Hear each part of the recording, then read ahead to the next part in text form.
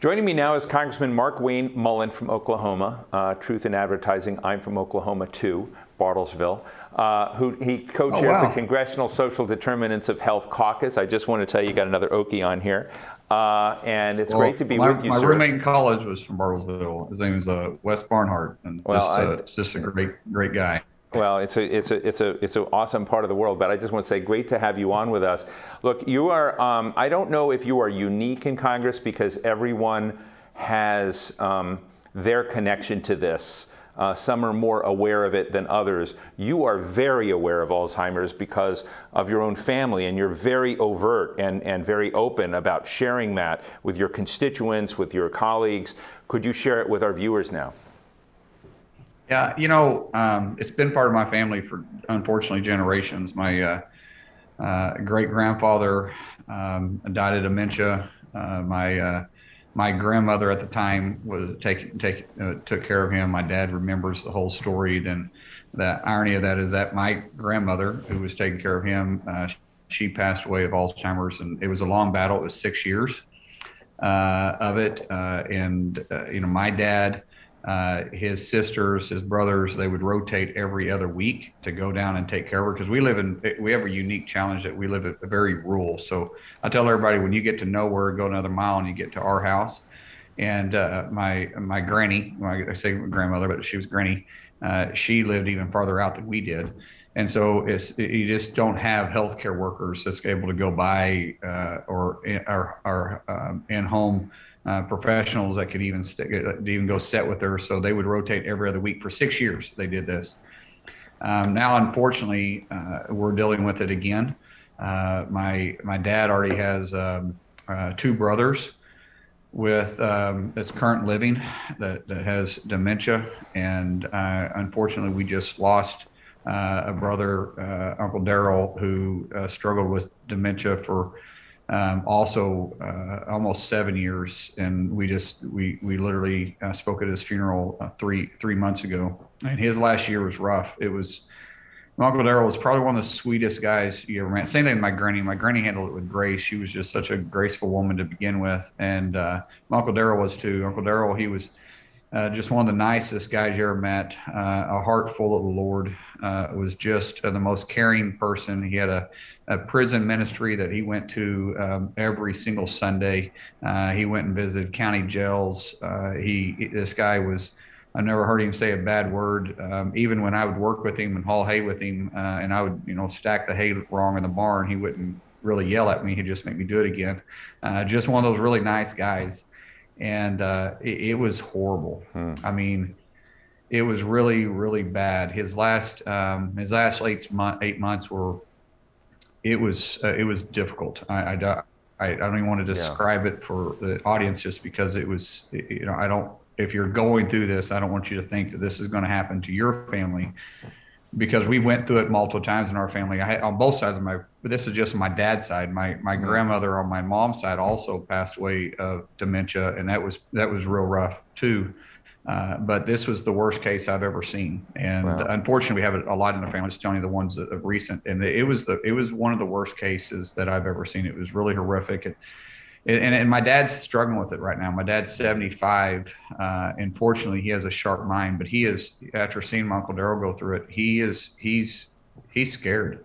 And my dad, I don't know whatever makes him scared, but it was very difficult on him to see this, and he is just so afraid that he's going to end up the same way. And of course, my other uncles, they saw it too, but they're in and out of reality right now already.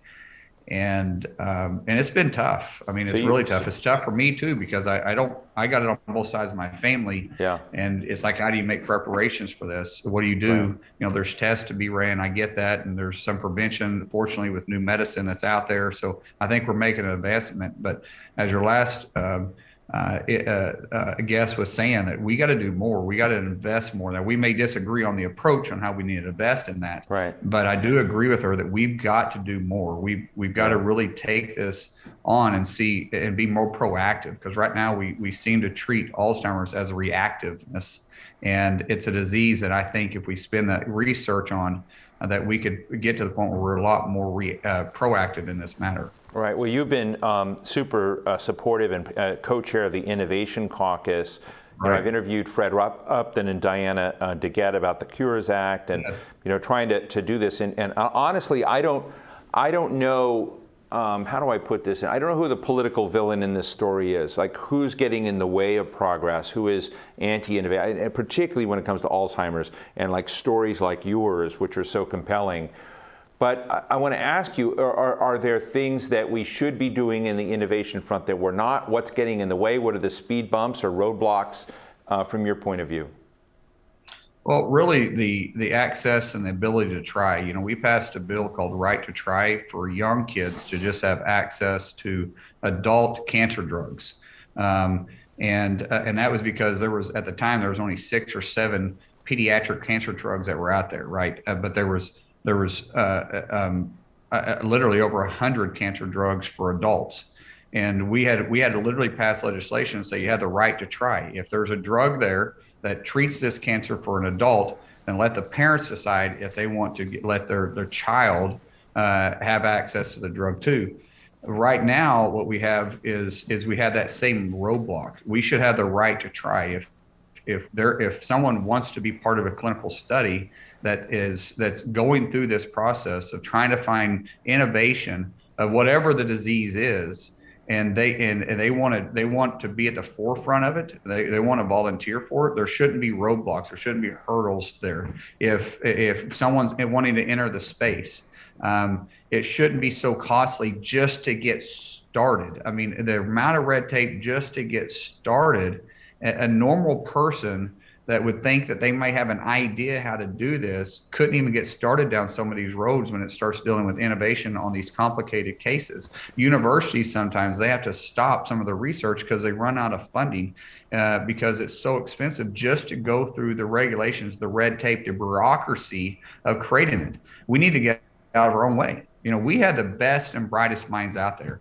If we were to able to just get out of the way, and I mean that is the federal government, just kind of get out of the way, still not do away with the safe and the safety and the health aspect of it, but just allow people to go, get started, go down that road, and give them the assistance they need. I think this is something that can be solved. When you start talking about innovation, though, people are afraid of things that they don't understand. We as individuals, we all have that. Like I hate riding the subway and the metro here in DC. I hate it. I don't understand it, and I feel almost claustrophobic being in a tunnel and a tube going down underground that I have no control over.